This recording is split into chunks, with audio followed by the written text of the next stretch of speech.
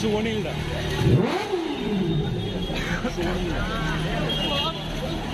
দেখলে বললাম তো আসবে, বিয়ার গ্রুপ বললে আসবে না, ওখানে বললাম বিয়ার গ্রুপ আসবে,